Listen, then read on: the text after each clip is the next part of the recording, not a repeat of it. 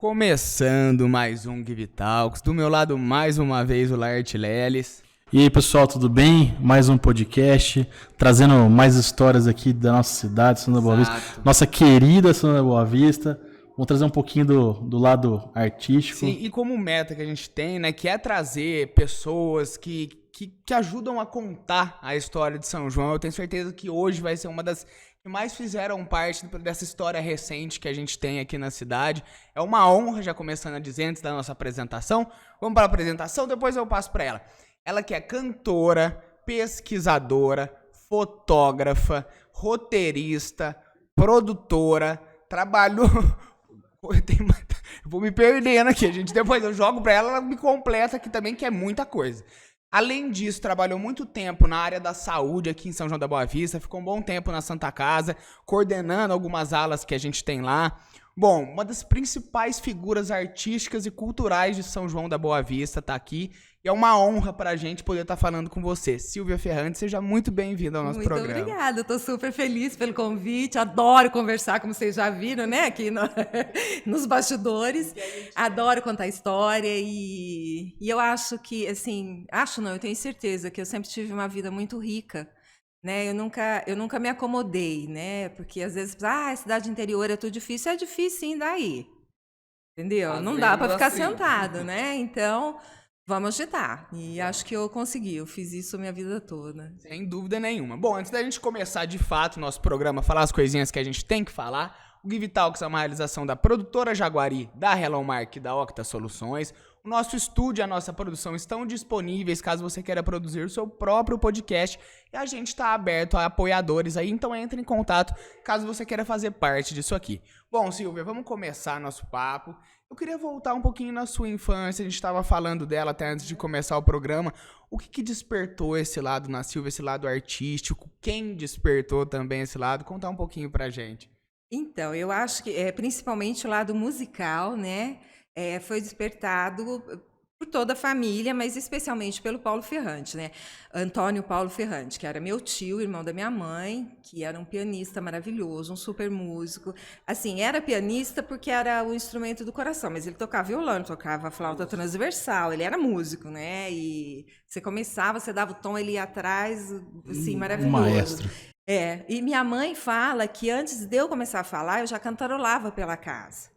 Né? Então, aquela coisa de criancinha que escuta alguma coisa e sai repetindo que nem papagaio, e que era titiquinha, falava errado, mas eu já cantava, né? Então, eu acho que nasce com a gente.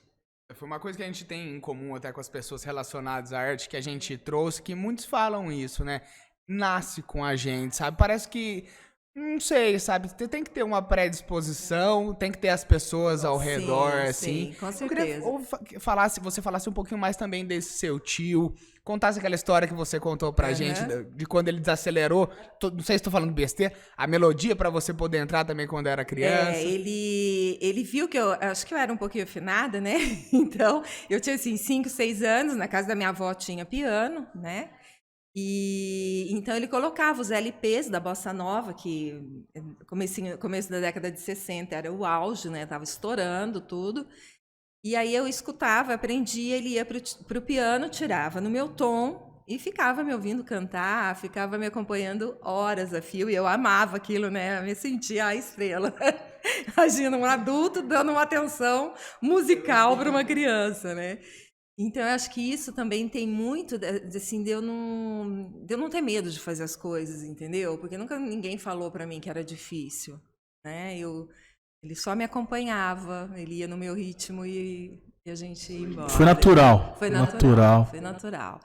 E, assim, a escrita eu devo aos meus pais, porque a escrita foi uma coisa muito presente, né? A gente sempre leu muito em casa. Mãe professora, pai advogado. Então, livros sempre teve. E eu falo isso quando eu vou dar palestra nas escolas, que quando você tem o hábito da leitura, chega um determinado momento que as palavras não cabem mais na sua cabeça. Então, você começa a escrever, entendeu? Eu acho que é muito automático isso, né? Você acaba dominando essas palavras e elas não vão cabendo mais em você. Então, você tem que botar para fora de algum jeito, né? É bacana isso, né? Eu acredito que seja isso. E a fotografia, eu era muito diferente, né? Eu sempre tive esse cabelão crespo, magrela comprida, magrela já não sou mais, mas... E na década de 70 eu era um ser diferente. Então, os meus amigos fotógrafos sempre me pediam, né? Ai, posa pra mim, posa pra mim. Eu comecei com a coisa de modelar, né? Aí eu falei, meu, o que que tem atrás da câmera? E eu me apaixonei. Aí comecei a fazer curso, a aprender com eles mesmos, né? E aí comecei com a fotografia, que são as 3 artes dominantes na minha vida, né? Hoje em dia. Música, fotografia. E eu tenho prêmio nessas 3 áreas. Sim, eu tinha falado na apresentação, peço até desculpa que eu esqueci. Não, imagina, é muita coisa.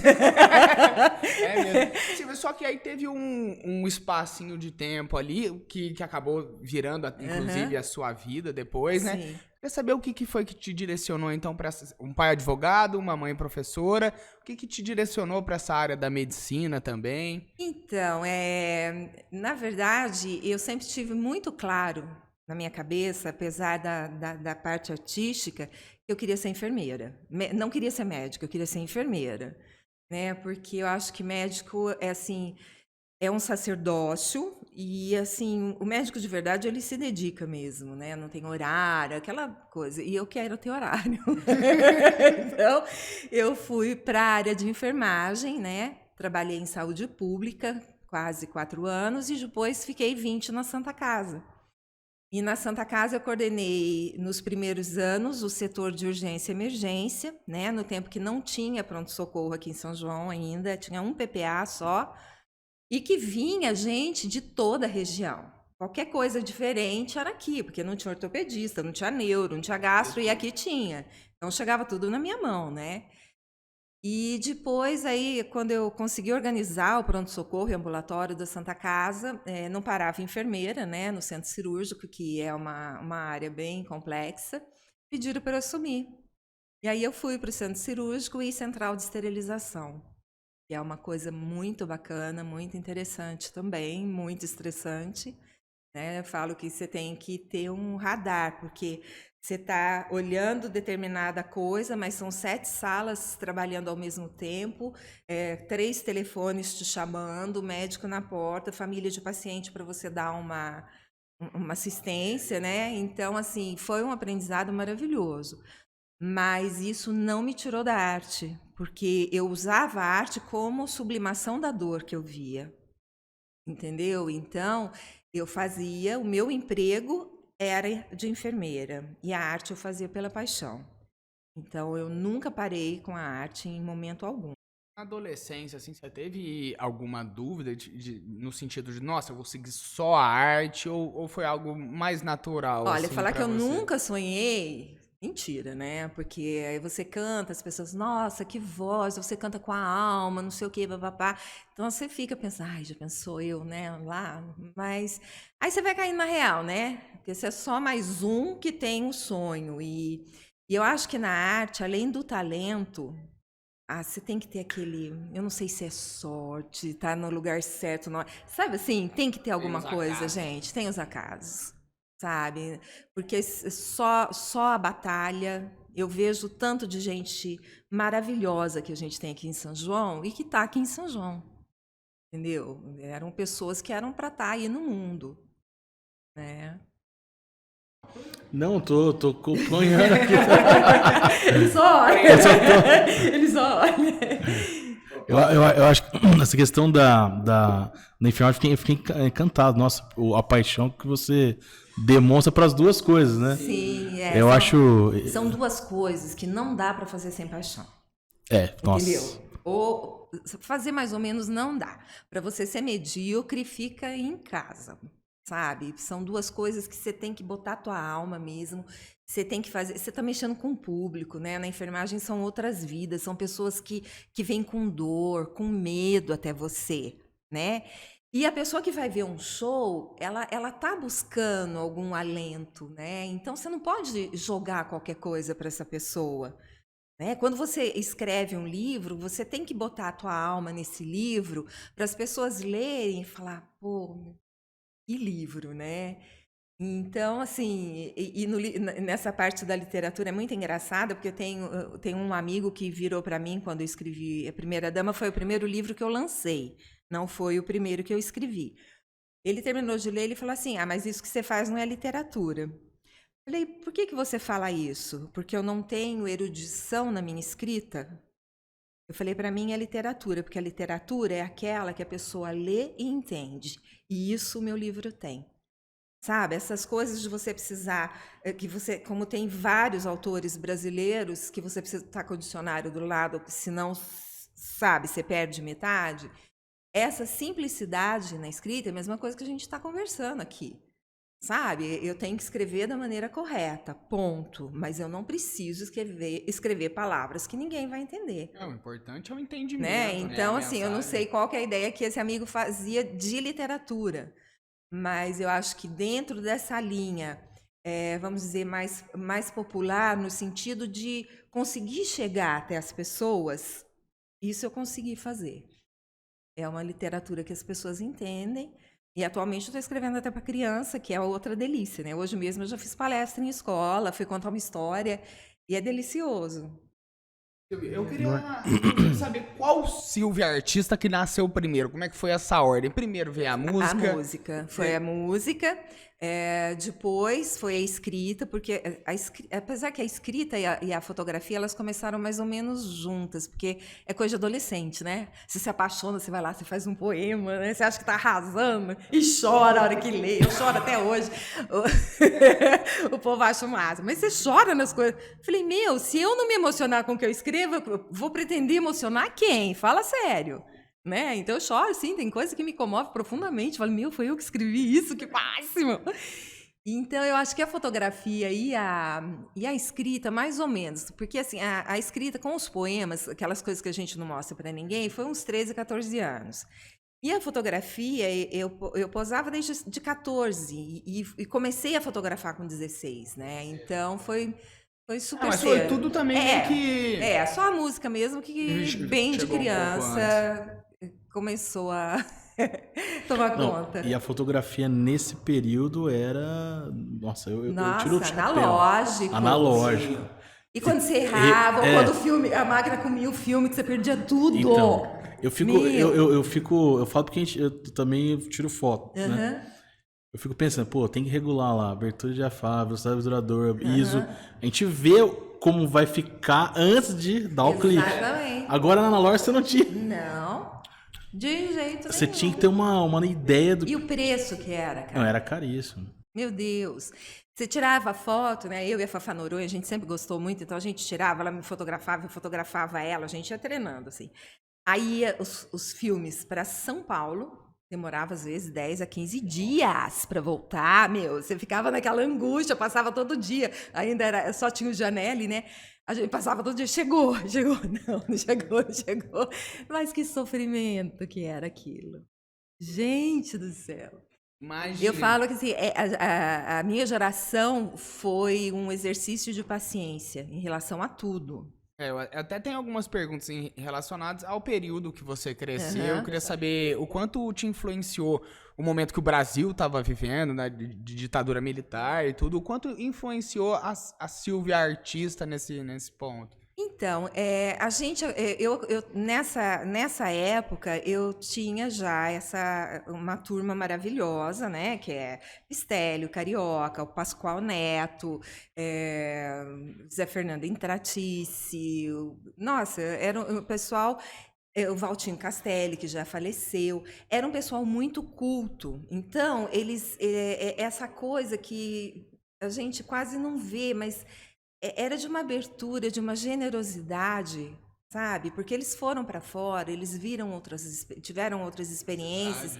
Então, eles chegavam e eles repartiam isso com a gente. Uma das coisas que eu acho mais linda, assim, voltado para a música, foi quando um deles conseguiu comprar o LP do Geraldo Vandré antes de ser recolhido. Então, a gente tinha que escutar o LP do Vandré meio de porta fechada, para que a polícia não levasse embora. E é máximo isso, entendeu? Então, essa generosidade desse pessoal com a gente que não saiu daqui do interior, né? Eu não posso dizer que eu vi essa ditadura, eu ouvi falar dessa ditadura, eu sei o que aconteceu, eu sei das atrocidades, né? Mas, assim, para a gente foi uma maneira mais suave, não menos sofrida, porque você sabe que tinha gente sofrendo, mas uma maneira mais leve de passar por isso, entendeu? Ficava mais a parte de cultura e aprendizado, eu falando também. Tem conhecimento, mas assim, devia ser mais cultura e limitar, né, essa questão. Então, assim, gente, olha isso.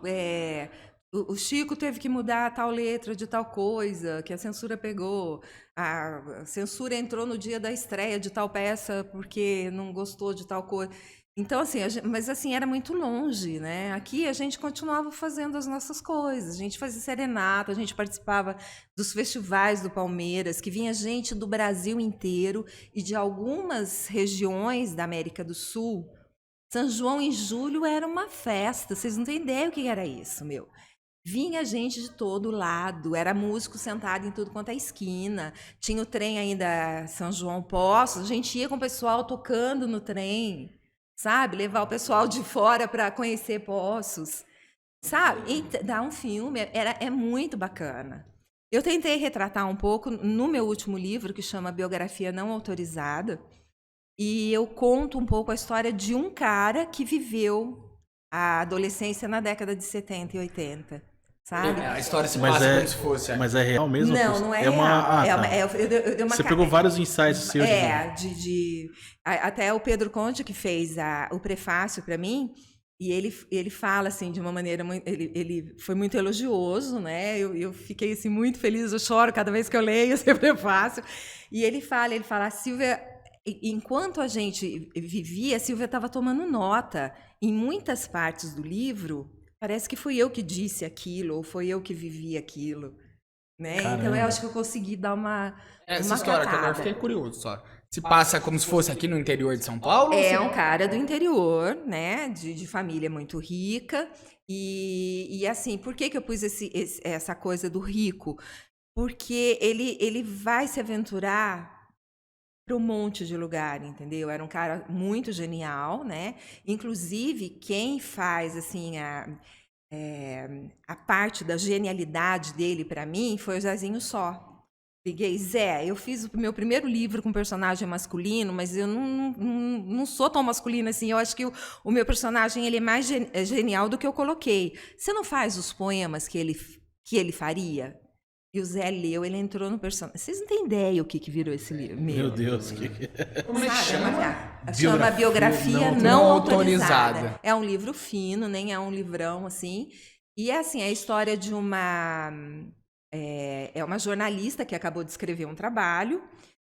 E isso na década, né, de 70, com todas as dificuldades, que não tinha computador. E para eu lembrar que não tinha computador, que não tinha celular. Tem que ir tirando algumas coisas. Eu tive que limpar tudo, sabe? Como é que era a tua geração, Silvia? Pensa nisso, que uma ligação demorava 2, 3 dias para fazer. E aí ela quer entrevistar esse cara, que é um artista genial, que voltou para o Brasil depois de muito tempo, mas que ele é recluso e tal. Ele é um fotógrafo, né? E então ele vai contando para ela a história, né? Eu gostei muito. Já tá disponível? Já tá. Tem lá na Grafite, né? Grafite, é isso que eu ia perguntar. E a Celina tem todos os meus livros lá. Ela sempre foi uma super apoiadora do meu trabalho. E agora mais ou menos tudo que a gente falar relacionado à literatura, se o pessoal quiser tem os encontrar infantis na Grafite. E todos os outros. A Celina nunca deixa faltar.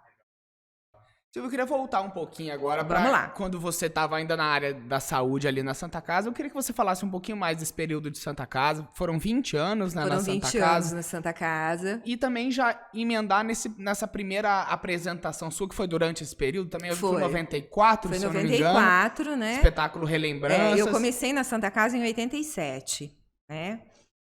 E assim, para mim foi uma surpresa gigante, gente, porque eu saí de um centro de saúde. O que é a saúde pública? Você olhar para a cara da mãe, é assim que você tem que dar o banhinho no nenê, você tem que trazer... É aquela coisa mais da orientação, né?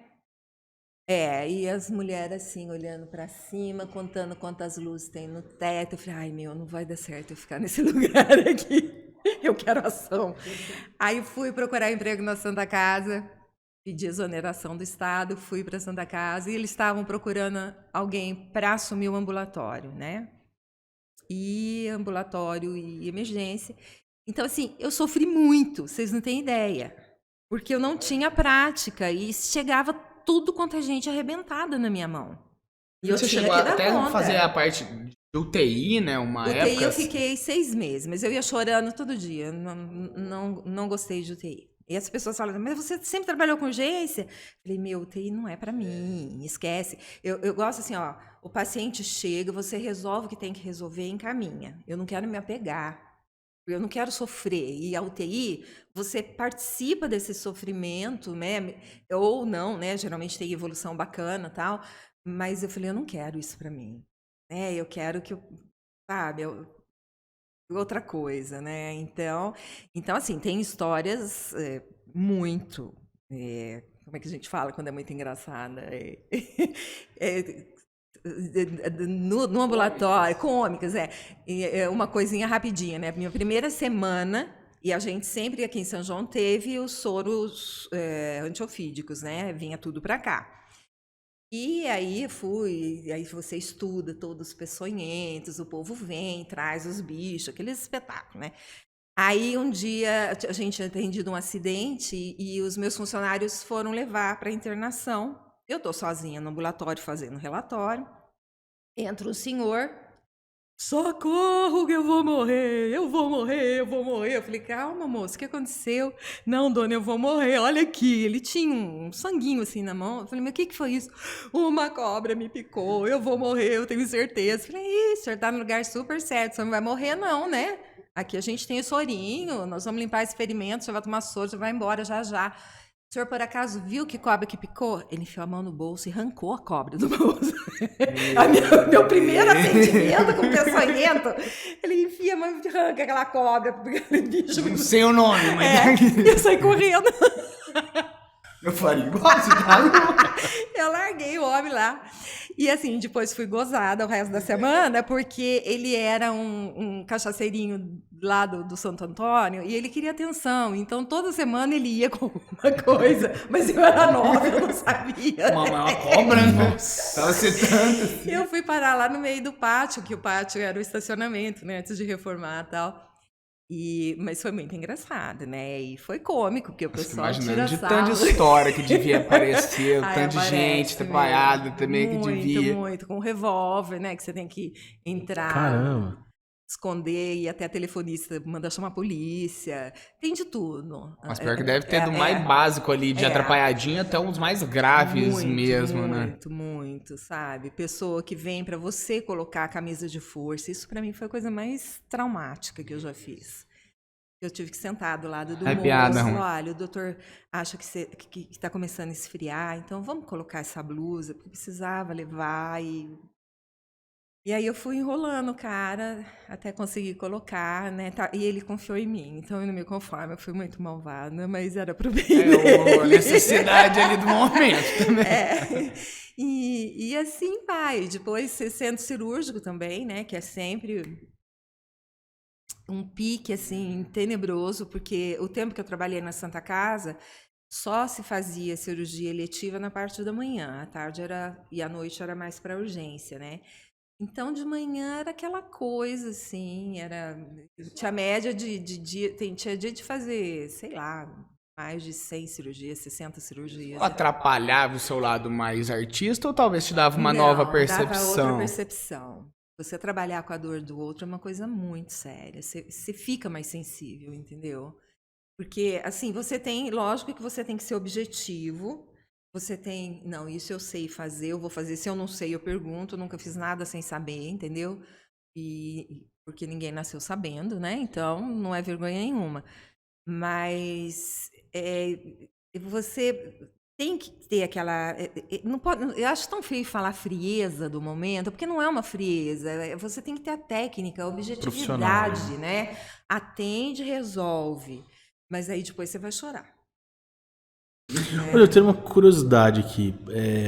algum momento nessa tua trajetória dentro vamos falar da Santa Casa, você usou, por exemplo, desse teu talento, algum desses talentos que você tem, tipo música, escrita ou fotografia, para tal dentro da Santa Casa, para algum ou não, por sei lá. Não. O que aconteceu foi o inverso. A Santa Casa, alguns casos me serviram de inspiração. Entendeu? Legal. Porque, por exemplo, teve uma semana que eu peguei 2 baleados.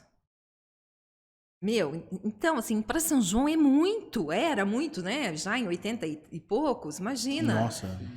Então, aquilo mexeu muito comigo. E isso saíram alguns poemas bem, bem bacanas, sabe? Mas falando da minha dor, dos meus olhos não conseguirem ficar ver, sabe? Que ser humano é esse que quer matar o irmão, né? Tem outros meios de se resolver. Às vezes você perde a cabeça e tal, mas chegar no ponto de matar, sabe? Eu lembro que um dos casos que eu chorei muito foi de uma senhora que chegou, que o filho deu uma maior surra nela, uma senhorinha de 82 anos, o cara completamente alcoolizado, porque ele chegou em casa para almoçar, não tinha mistura. Assim, sabe aquela coisa, bater na mãe por causa de mistura? Eu vi isso. Sabe? É deprimente. E os poemas eram o jeito que você encontrava de até, eu acredito, de extravasar. Eu falo, a isso. sublimação, né? Então, quando você... Às vezes eu saía do hospital, um dia mais pesado, eu vinha a pé, eu morava aqui para baixo, no centro, né? E às vezes eu vinha cantando, às vezes eu vinha falando sozinha. Então, quem me via na rua, falava, nossa, coitada, é louca. E eu sou desequilibrada no sentido do meu pé ser muito pequeno para minha altura. Então, eu não tenho equilíbrio mesmo. Então, as pessoas falam, nossa, acho que literalmente. Eu falo assim, essa mulher bebe. Mas eu juro que eu não ia trabalhar bêbada, não. É que eu não tenho equilíbrio por causa do tamanho do meu pé. Nunca tive. Ó, já dá um livro, uma moça que via cambaleando e falando sozinha. Sozinha, né? Pouco louca. Uma vez, uma das instrumentadoras, inclusive uma linda, ela já faleceu, ela falou, Silvia, quando a gente vê você andando na rua, a gente tem certeza que você não está nesse seu planeta. Dá um microfone pra ela. Mas você sabe, eu falo muito sozinho. Dizem que é bom quem fala muito. É bom, cara, é bom. É bom você discutir com quem te entende. Tá os dois que falam sozinho, que é bom. Então. Não, eu falo, e falo até hoje. Às vezes eu tô no carro, eu tô resolvendo altos dilemas e falando. As pessoas param do lado assim, olha, fala, Vou dar umas fardas, pega o telefone, finge.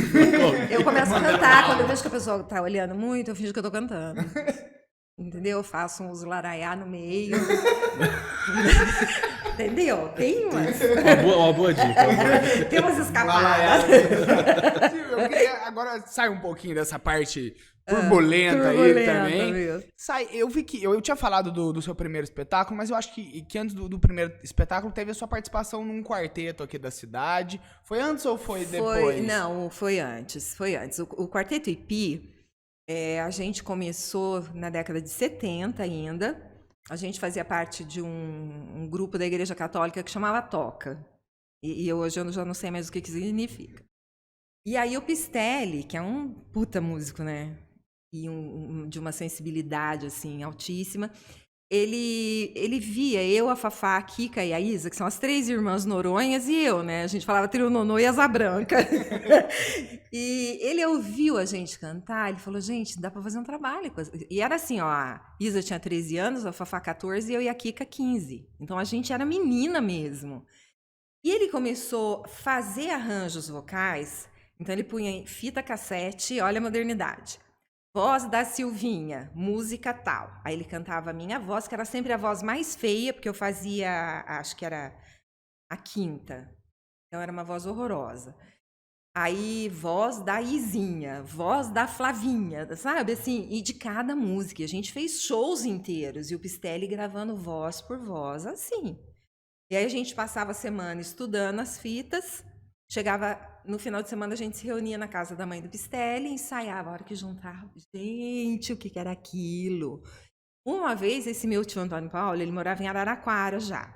E a Silene, do Quarteto em Si, casou com um médico de Araraquara e foi para lá. E ele é muito amigo do tio Paulo. E uma vez o tio Paulo veio com uma parafernália, entrou na casa da minha avó com as coisas de rolo, né, para gravar e tal. Ficamos uma tarde gravando. Ficou linda a fita, que a gente perdeu, lógico. E aí ele passou a gravação para uma fita cassete e eu fui passar um fim de semana lá. E ele me levou para conhecer a Silene e levou a fita. Falou, Cia, escuta isso daqui. Aí botou, quem que tá cantando? A Silene ouviu, são as minhas irmãs. Falou, não, são as minhas sobrinhas.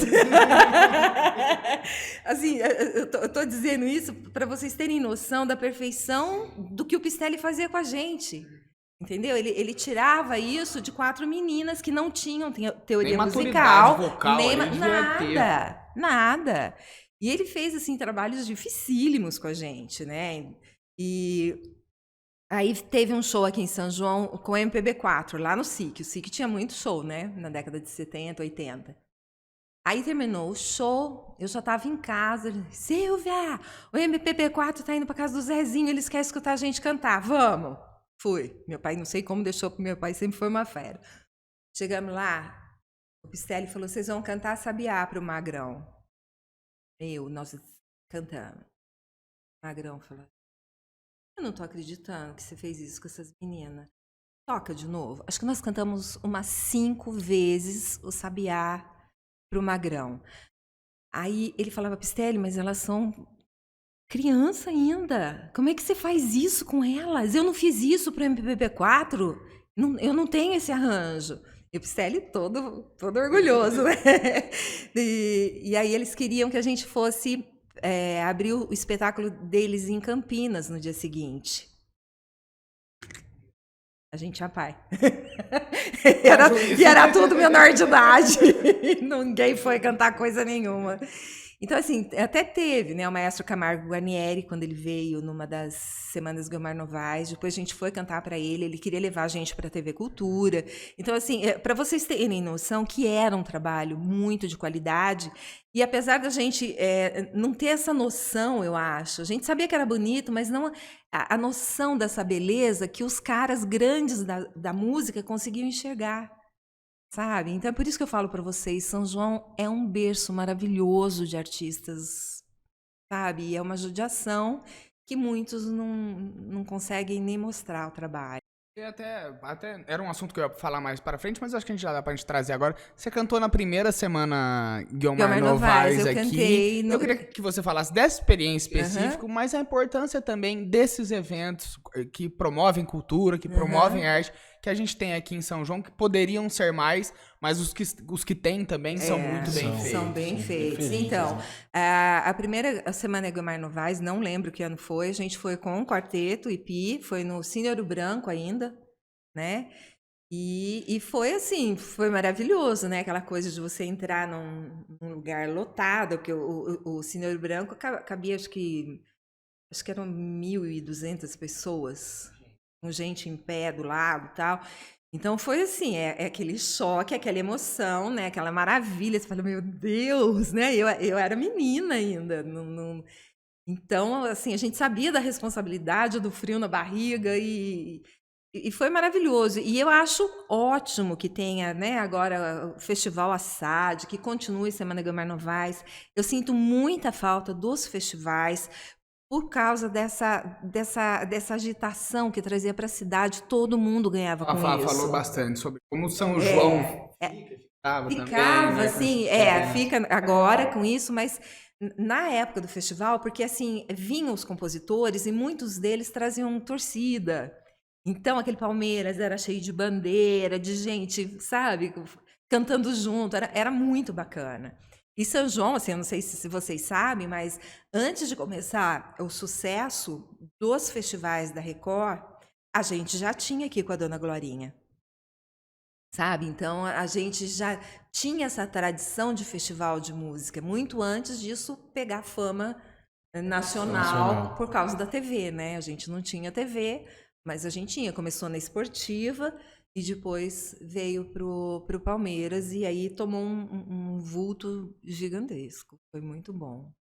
Eu queria. Você tava voltando só na ordem um pouquinho cronológica, a gente vai sair, Medião, vai voltar. Né? É assim mesmo.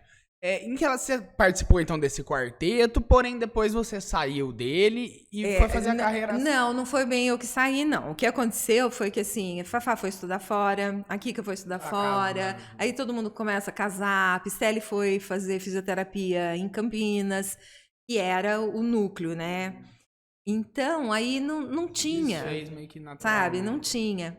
E eu não queria parar de cantar, então eu comecei a fazer barzinho. Aí o Pistelli volta, eu fiz muito tempo de bar com o Pistelli, tanto aqui em São João quanto Poços. Naquele tempo, os artistas que faziam barzinho eram valorizados. Hoje, com esse negócio do povo liga um teclado, finge que toca, finge que canta, qualquer 50 conto, sabe? A gente não, você estudava repertório, você tinha que tirar a música no tom, sabe? Era outro papo. E assim, eu lembro que uma das vezes que eu fiz mês de julho com o Pistelli em Poços, no bar que chamava Verde e Amarelo, acho que nem existe mais. Em 4 finais de semana, eu ganhava o equivalente ao mês de hospital, trabalhando de segunda a sábado de manhã. Então, a gente ganhava bem, sim. A gente tinha valor, entendeu? Aí eu desisti de barzinho quando começou a onda de axé, pagode sertanejo, que não é a minha praia, respeito quem gosta, acho lindo o povo dançar, sabe? Cada um na sua. Mas, assim, eu preciso de música, acho que é por causa dessa coisa da poesia, que tenham letras, que tenham conteúdo, que me fale alguma coisa. E não é só... O seu Jorge falava, né? Eu gosto de todo tipo de música, menos aquela que tem que ficar pelado para tocar. E é bem isso, né? As músicas hoje, assim, quanto menos roupa e mais bunda, melhor. Então, pode falar bunda? Pode, aqui tá ali. Primeiro eu falo, depois eu pergunto, bacana. Então, assim, e as pessoas com isso estão desacostumando. Então, a gente está perdendo em todos os sentidos. Nós estamos perdendo em relação à língua portuguesa, que fica naquela... Cultura, pelo amor de Deus. Sabe, aquela coisa, aquela mesmice, muitas coisas monossilábicas, né? Papapá, pé, e gacha, levanta e dobra. Meu, isso todo mundo já está cansado, né? Cadê a poesia? As pessoas hoje já estão numa dificuldade tão grande em outras áreas. Então, eu acho que tinha que ter, sabe? Eu falo que essa é a música de entretenimento, essa não é uma música de cultura. E a gente precisa saber valorizar a cultura também, sabe? Entretenimento é gostoso, você vai, você ergue as mãos, você fecha... É importante, tem que ter. É importante, também. tem que ter, maravilhoso, mas não dá para ser só isso, sabe? A gente está...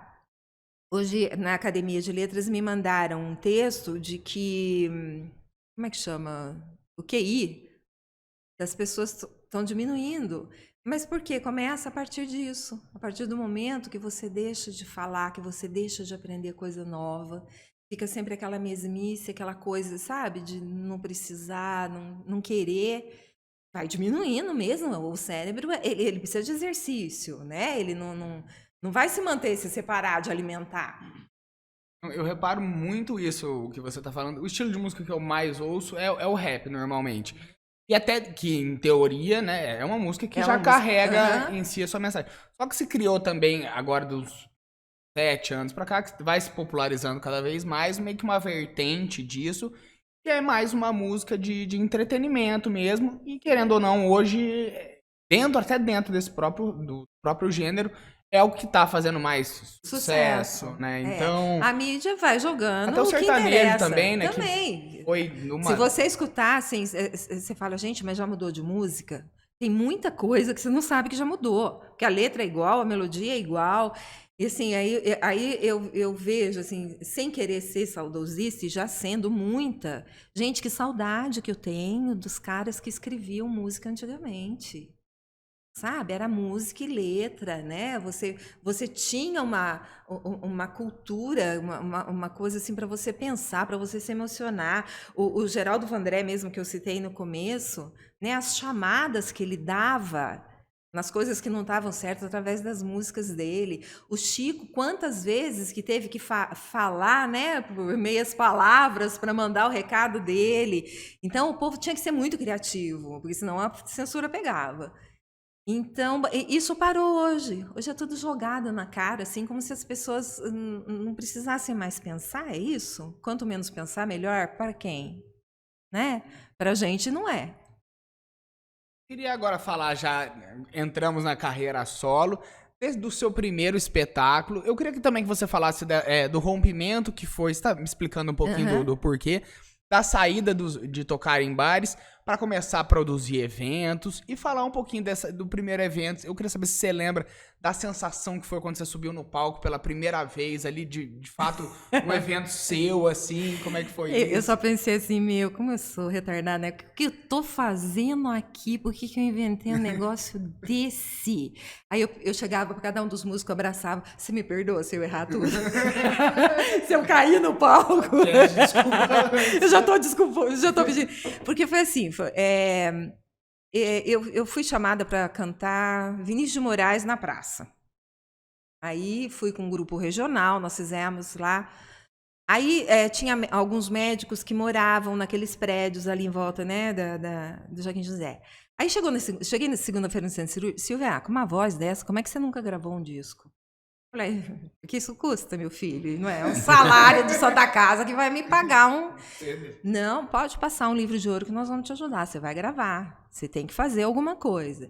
Eu falei, bom, mas antes de fazer qualquer coisa, vamos montar, né? Vamos ver onde é que está a minha capacidade mesmo.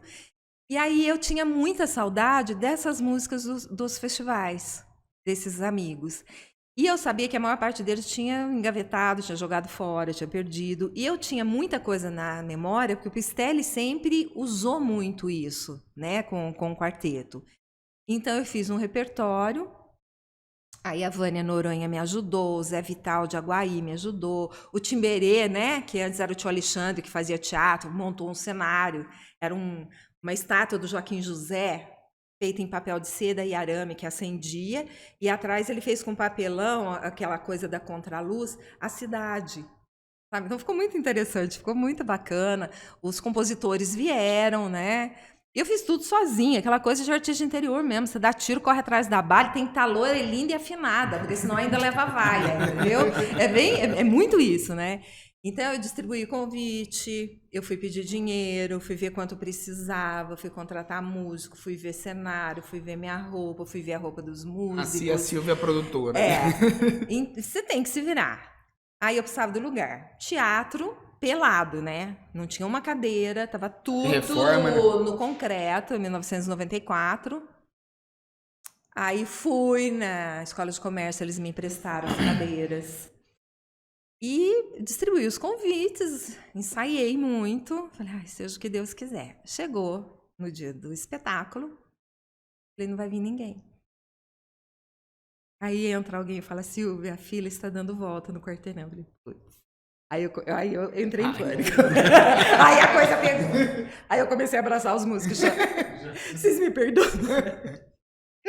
Se eu fizer tudo errado, vocês juram que vocês vão tentar mais uma vez? Vocês não vão me abandonar? E eles morrendo de rir. Aí a gente foi um show super emocionante. A hora que terminou, eu chamei os compositores no palco, dei uma rosa branca, eu lembro, para cada um, sabe? E assim, foi uma coisa muito simples, mas uma coisa de muita emoção, né? Principalmente o pessoal da geração que estava lá, né?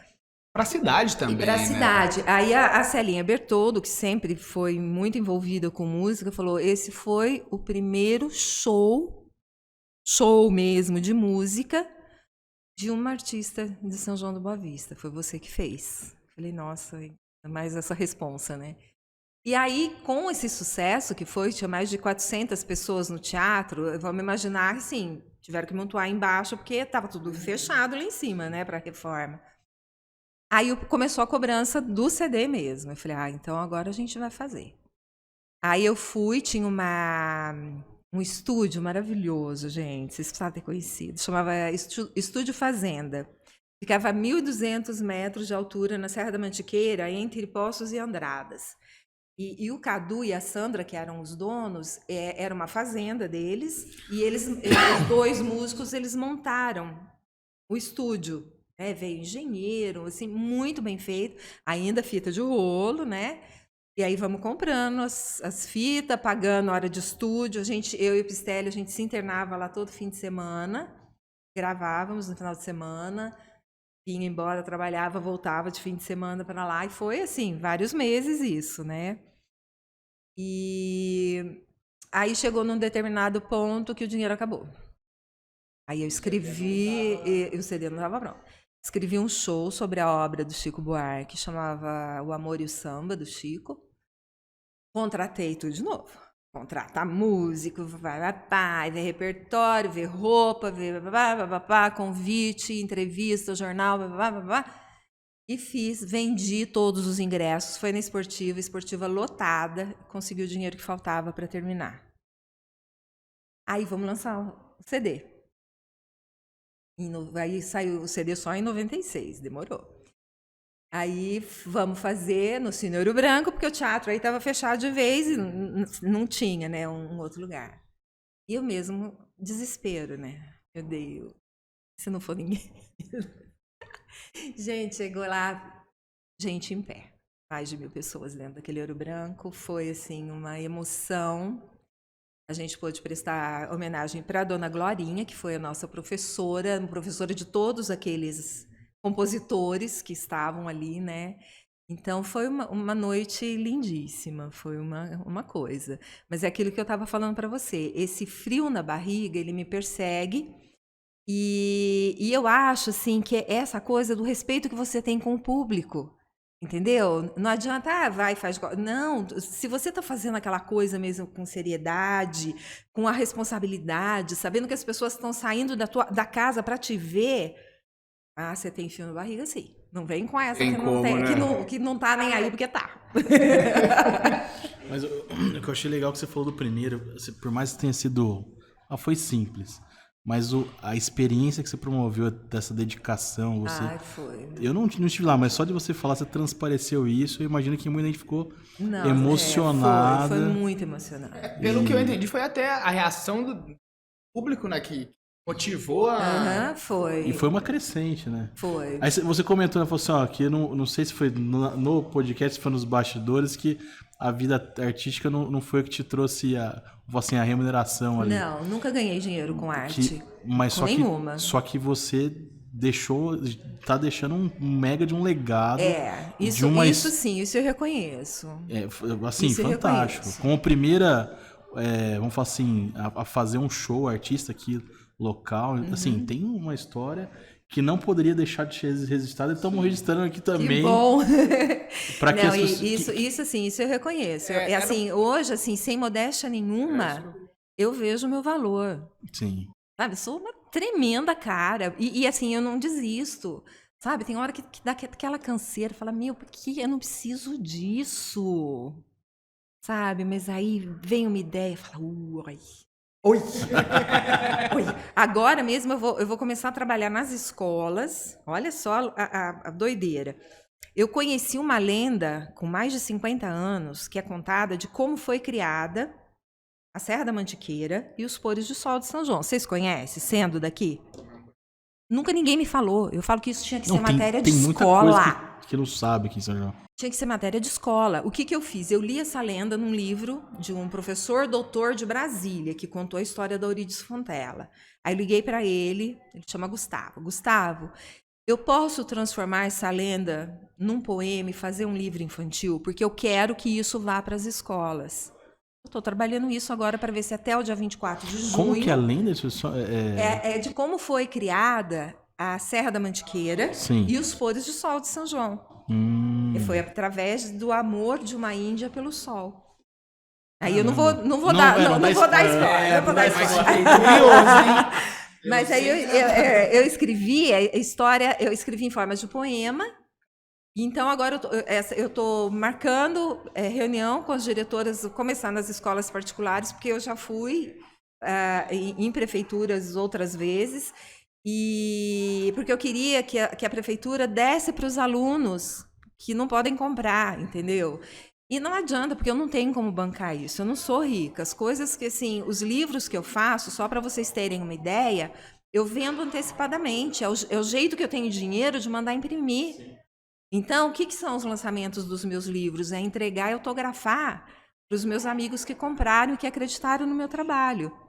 E eu falo assim que eu sou muito abençoada nesse ponto, porque eu acho que eu sempre fiz as coisas com tanto carinho, com tanta paixão, que as pessoas reconhecem. Então, quando eu falo que eu vou lançar alguma coisa, eu vou fazer, as pessoas compram por antecipação sem estar pronto. Mas é muito por tudo. Por Exato, pela história, tá exato. falando, né? Você entendeu? Então não dá para você chegar assim, cair de bandeja num lugar e querer que as pessoas acreditem, ainda mais hoje em dia. Pelo que eu vi, né? você tem mais de 800 poemas escritos também. Tem, né? tem mais. Agora aumentou, tá? Com essa pandemia aumentou. Deve estar perto de uns 1.000 e poucos. E eu nunca lancei um livro de poemas, por exemplo. Tem que reunir esses Então, você poemas. sabe qual que é o meu sonho? Que é carésimo, que eu precisaria ganhar na Mega Sena, é fazer um livro de poemas com as minhas fotos. Porque eu tenho muita imagem que casa com poemas que eu fiz. Mas você já imaginou quanto custa fazer um livro com fotos coloridas? Né? O papel é outro, é um papel muito mais caro. Então, esse é só um sonho.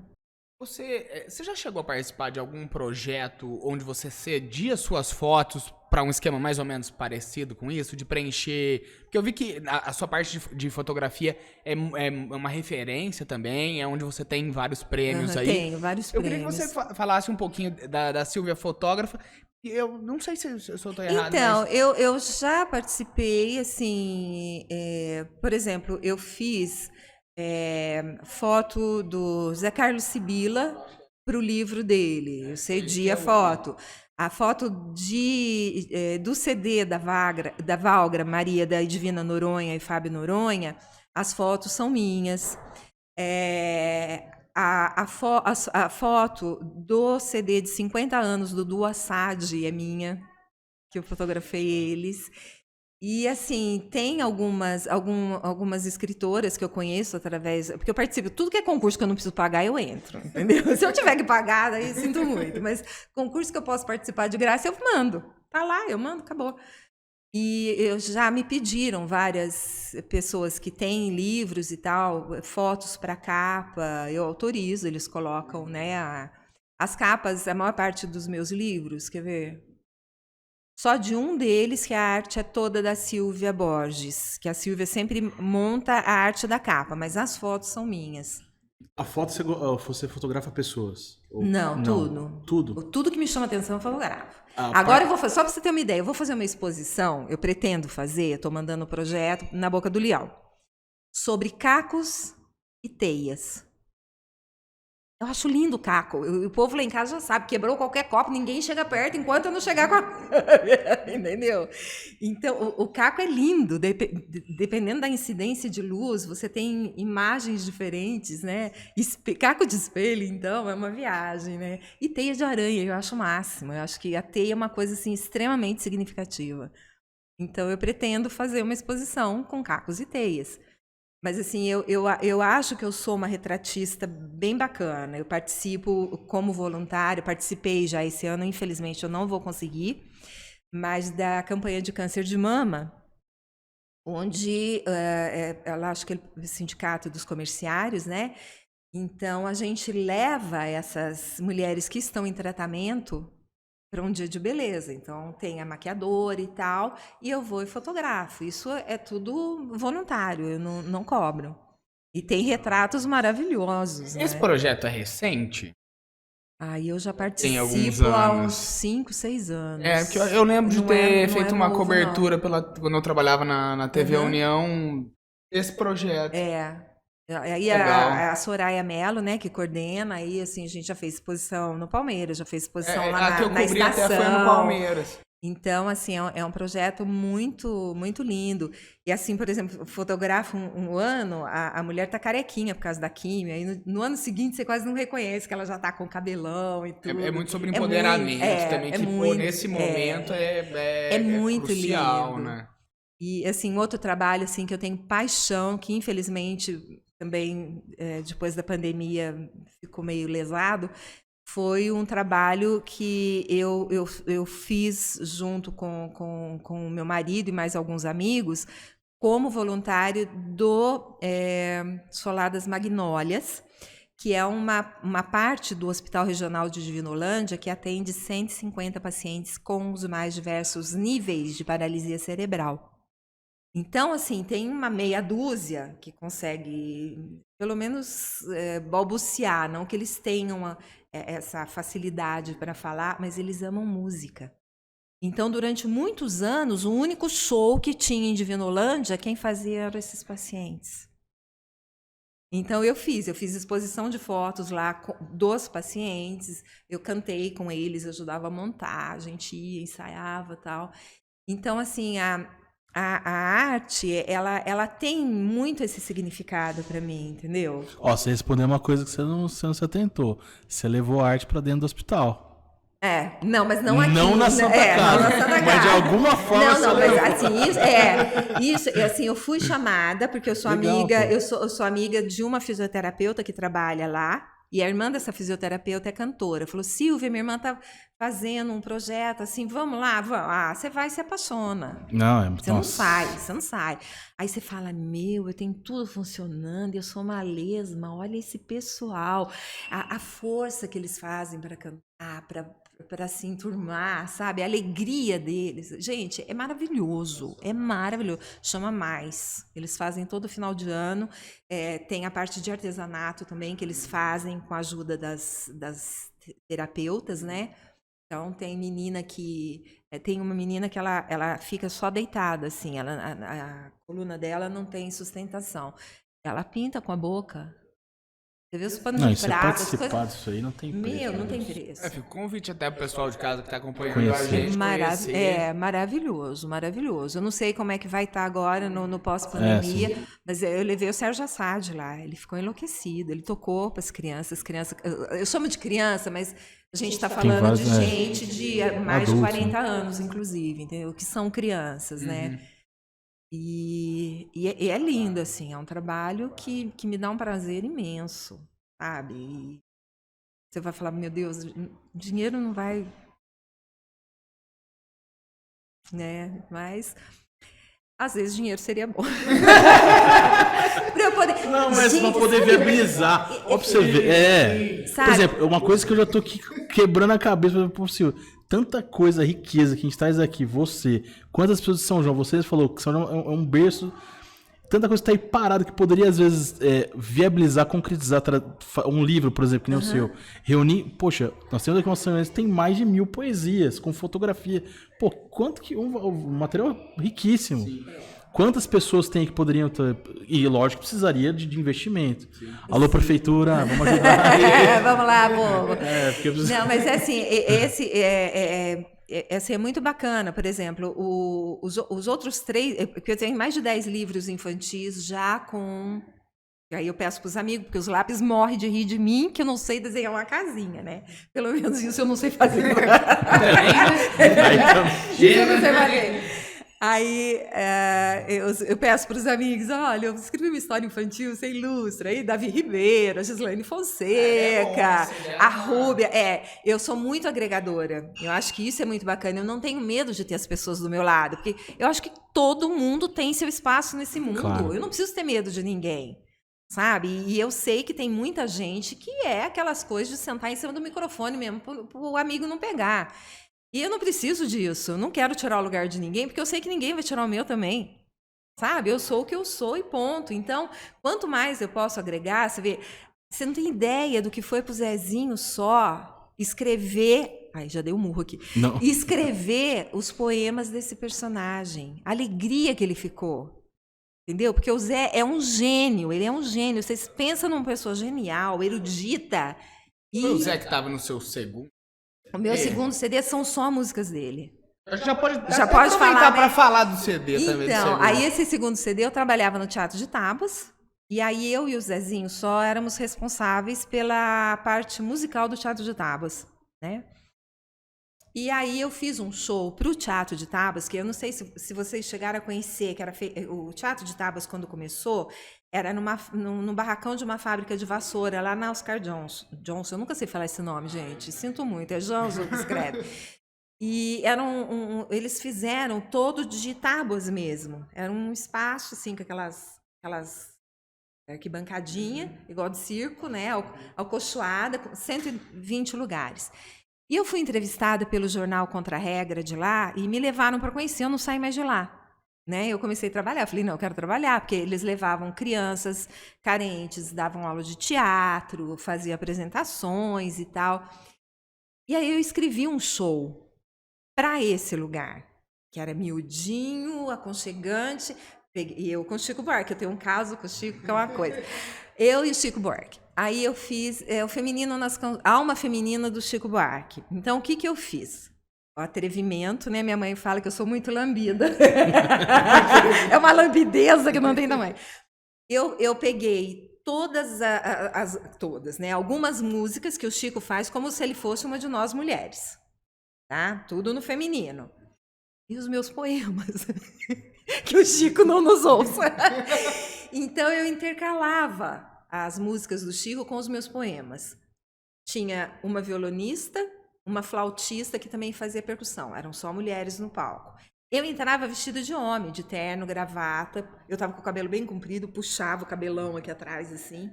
Conforme o show ia transcorrendo, eu ia me livrando da figura do poeta, do masculino, e acabava de longo, pulseira, cabelão solto, maquiada, entendeu? De batom.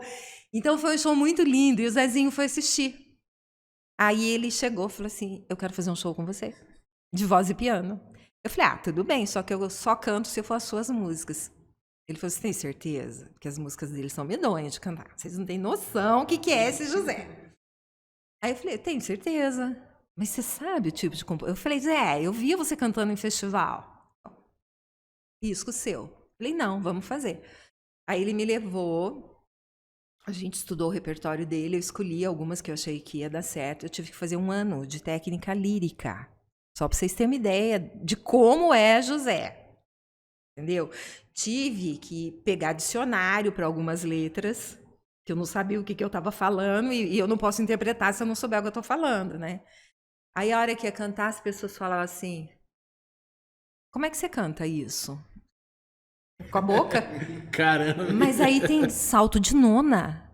Eu falei, eu só vou saber lá o que é salto de nona. O Zezinho me mostrou o que eu tenho que fazer, eu vou e faço. Ninguém falou pra mim que é salto de nona, que é difícil, entendeu? Isso é muito bacana. Você não tem ideia do que você tá fazendo, você faz, entendeu? Você faz, né? E essa música que tem esse raio desse salto de nona, depois ele contou a história de cada música. Chama Prisão Branca, tá no CD. E ele conta a morte de um amigo dele pela cocaína. Prisão Branca. Gente, é maravilhoso. Então, você vai, tenho medo do que preciso, em silêncio venero, moro na prisão sombria. Sabe assim? Vai. Você, Eu falei, meu. Mas assim, eu não sabia o que eu estava fazendo. Eu não sabia que musicalmente, teoricamente, isso era difícil. Porque eu aprendi com o mestre e é que nem papagaio, você repete, né? Então... Qual é o nome da música, perdão? Essa chama Prisão Branca. Prisão Branca. Prisão Branca, é maravilhosa. O nome dos CDs, que o primeiro acho que a gente não o primeiro é... Como é que é? Nossa. Se pestanejar, eu pego aqui rapidinho. Lembrando... Como é que é? Meu Segunda Deus. Momentos e Canções, o primeiro. Cristal, e o Cristal de Nós é o do é Zezinho. Bem legal. Bem maluco. Não, deve ser sensacional. Mas é assim, não é uma coisa que as pessoas estão acostumadas a ouvir e nem sei se é todo mundo que gosta, porque a pessoa tem que conhecer um pouco de música, sabe? Porque o Zé, ele é de formação erudita, ele era cantor de ópera. E aí, ele se apaixona pelo MPB, mas ele não deixa o lado erudito dele. Então, as músicas dele são de uma dificuldade, assim, vocês podem perguntar para quem vocês quiserem. De outro planeta. De outro planeta. De outro planeta. E o Zé tem essa erudição e essa propriedade para fazer isso, entendeu? Fica o convite também pro pessoal escutar os 2 CDs aí, que eu tenho certeza. Então, eu falo assim, que eu não tenho ainda um CD com a minha voz. Por quê? O que aconteceu?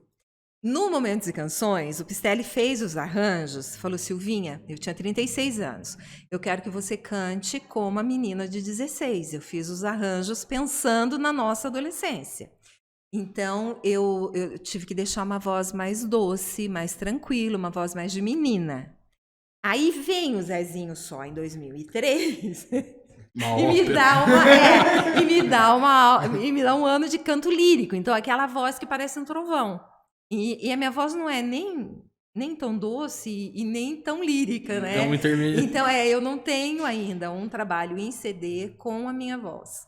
Aguardamos. Queremos, então, o próximo. Então, tomara que a gente consiga. Não, tomara que não demore. É. A gente faz um intervalo rapidinho aqui a gente tá entrando na parte final, agora também é mais rápido o segundo bloco. Mas rapidinho a gente volta, tá? Tá bom, Silvia, eu olhei pro pessoal de casa e falei, Silvia, pessoal de casa, já a gente volta, até já. Voltamos do nosso intervalo, agora para uma parte um pouquinho mais curta. A convidada de hoje, Silvia Ferrante. Já te agradeço mais uma vez pela presença. Imagina, uma delícia. Agora, no intervalinho, surgiu um assunto bem legal aqui, que o Laerte puxou. Eu queria que ele... Primeiro eu tô muito feliz, eu não conhecia, você falou, nossa, tô adorando conversar com ela. Eu acho que nos bastidores é mais gostoso, ele que a gente fica mais As ordens, quando quiser, liga que eu volto. Vamos combinar. Mas eu como compositora, né, escreve as letras, tem mais de 1000 poemas, né, enfim. Eu gostaria de perguntar para você, qual dessas letras que você escreveu, qual que você gostou mais? E depois, outra pergunta, já emendando, música que você mais gosta de cantar. Não precisa ser a sua, pode ser outra, porque depois nós vamos querer ouvir uma pequena palhinha de que você gosta de cantar, que você sinta vontade disso. Então, eu tenho algumas composições junto com o Lima, né, que é meu marido, porque o músico é ele, né, e eu sou aquilo que minha mãe fala, eu sou a lambida que vai atrás, vou escutando e vou fazendo. E assim, tem 2 músicas que a gente fez junto e que eu gosto muito, uma chama Voar, né, que eu escrevi a letra numa tarde chuvosa, então ela tem muito essa liquidez mesmo da chuva caindo, né? É uma música bem lenta, eu gosto muito. E tem uma outra que chama Passatempo, inclusive é uma música que fez parte de um show que a gente levou para o Sesc Santo André. Ela é meio bossa, meio samba canção, e que fala bem dessa questão da passagem do tempo e do passatempo enquanto brincadeira, né? Eu gosto muito de jogar com as palavras. E eu falo muito de mar, tem muita música que fala de mar, eu adoro mar, né? Apesar que eu sou peixe de água doce, mas eu gosto muito de mar, eu acho que o mar é altamente inspirador. Nossa, é lindo. E, assim, dos compositores todos, eu tenho... A minha paixão maior é o Chico Buarque mesmo, né? Eu acho que, assim, a obra musical dele é uma coisa impressionante, né? Gosto de algumas coisas dele, da literatura, não gosto de tudo, os fãs que me perdoem, mas não é tudo que ele escreve que eu gosto. Eu prefiro ele enquanto compositor mesmo. Ivan Lins é maravilhoso, Djavan, Milton Nascimento, Edu Lobo. Edu Lobo tem coisas lindas, inclusive uma das músicas que eu acho o máximo, assim, que é o Adeus, né, que ele fez com o Torquato Neves, e diz a lenda, né, que o Torquato, depois dessa letra, ele suicidou-se, né, que é uma coisa que fala de uma solidão desesperadora, né. Então é mais ou menos assim, hein? Vamos lá. É mais ou menos assim. Adeus, vou pra não voltar, e onde quer que eu vá, sei que vou sozinho.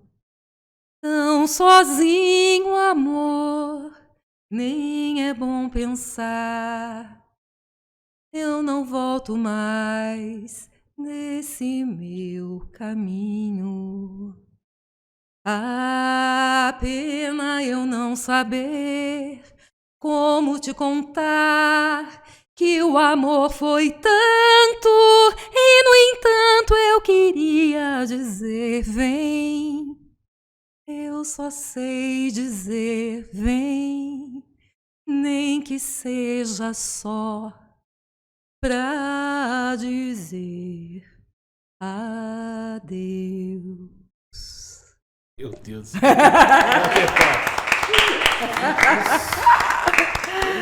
Lindo. Como é que é o nome da de música? A arrepiar, música é né? adeus mesmo. Adeus. Eu não sei se é só adeus ou é pra dizer adeus, mas é do Lobo Torquato Neves. Tem grandes gravações dessa música. Eu acho muito linda, muito... É de arrepiar, né? Incrível. A letra e a voz dessa pessoa. Sim. Você tá louco. Voz fria, né? Eu saí Vocês me até um pegaram, pouquinho. vocês me pegaram Então, aqui, com né? Debaixo do ar-condicionado. ar-condicionado. Com voz fria, sem aquecimento. Eu saí uns minutinhos aqui. Tá louco. Quem sabe faz ao vivo. É bem bacana, por exemplo, assim, voltando um pouquinho para a escrita, dá tempo? Dá, lógico. Por exemplo, o primeiro livro que eu lancei, que foi o Primeira Dama, ele me trouxe uma alegria muito grande, que é o livro mais vendido até hoje, as pessoas vão atrás.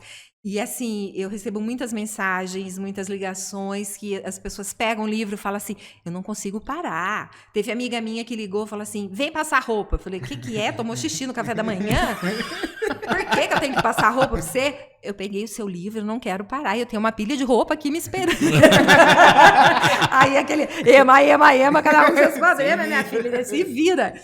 E assim, foi muito bacana, porque uma pessoa que morou aqui em São João há muitos anos e foi embora para os Estados Unidos, veio passar as férias aqui, ganhou o livro de presente da filha e voltou para os Estados Unidos lendo. Chegou lá, ela virou do avesso para achar meu contato. Falou, Silvia, você não me conhece. Eu sou Rosângela, eu moro nos Estados Unidos há mais de 20 anos. Tal.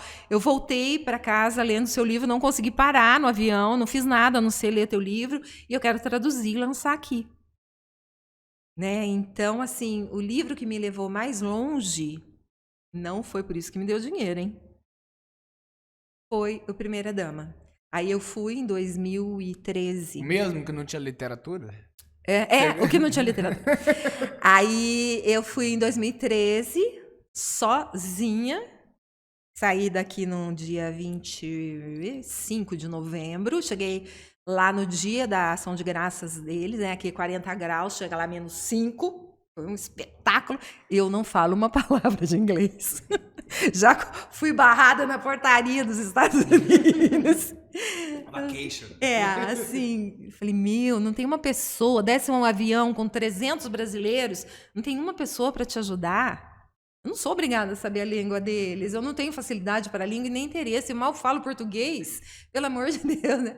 Mas aí eu lancei esse livro na Biblioteca Brasileira de Nova York, acho que fica na Rua 32, não sei, uma biblioteca que é uma fofura, e em New Jersey, em alguns centros de brasileiros também. Então, assim, é bacana como as coisas podem te levar longe, né? Mesmo não te dando esse retorno financeiro, entendeu? Mas, assim, essa aventura, né? Essa delícia de voar. A gente estava falando no intervalo também sobre legado, né? Eu acho que uma coisa que não tem como falar que não, sabe? É o legado que você deixa para as pessoas daqui, para a cidade como um todo, sabe? A gente fica muito feliz mesmo que a gente possa fazer parte de um pouquinho de onde você está contando também essas histórias, né? Um local de compartilhamento de história mesmo. A gente fica muito feliz, foi uma honra pra gente poder estar fazendo também, essa uma delícia. entrevista. Vocês são super gentis, super simpáticos, foi uma delícia. E eu gosto pouco de falar, né? Então eu tô em casa mesmo. Pra gravar, foi um dos melhores, foi uma delícia o papo, a tua muito história bom. é sensacional. Fica o convite aí para todas essas obras que a gente falou aqui. Uhum. Eu mesmo te garanto que essa semana eu vou procurar algumas delas. Muitas já me geraram muito interesse aqui. Eu vou atrás mesmo. Já me identifiquei com algumas sem mesmo nem ler. Então, muito obrigado pela presença e realmente foi uma honra pra gente poder estar fazendo isso aqui. Eu também quero agradecer. E principalmente pelo seu atrevimento, de ser atrevido e fazer tudo isso que você fez até agora, mesmo indo contra tudo e todos, porque é isso que enriqueceu a história de São João da Boa Vista. E continue assim. Você fala, poxa, queria voltar no tema, mas você tem muito tempo ainda. Se Deus quiser. Uma vez a minha médica... Tá fazendo faculdade de novo, meu Deus do céu. Eu sou o dinossauro da sala de aula. Tudo que a gente fala. Que a gente falou. Tá fazendo pedagogia. Pô, e quer fazer depois ainda uma especialização. Quero. A minha médica que fala assim pra mim, olha, o dia que você for... Agora eu já pedi a aposentadoria, né? Mas o dia que você for... Você esconde esse sobrenome Ferrante, hein? Porque senão os médicos não vão te dar. Porque os Ferrante duram mais de 100 anos. E é bem coisa. isso. Fica até um convite para uma segunda entrevista. A gente viu que tem alguns lançamentos para sair. A gente se disponibiliza também a colocar o nosso espaço. Muito obrigada. Se quiser fazer essa divulgação, vai ser uma honra pra gente também. Pra mim também, vai ser uma delícia voltar nessa casa deliciosa aqui, viu? Obrigadão. Muito obrigado. Gente, por hoje é só. Lembrando sempre que o Give Talks é uma realização da produtora Jaguari, da Hello Mark e da Octa Soluções. O nosso estúdio e a nossa produção estão disponíveis caso você queira realizar o seu próprio programa, e a gente também está aberto a apoiadores. Por hoje deu e até a semana que vem.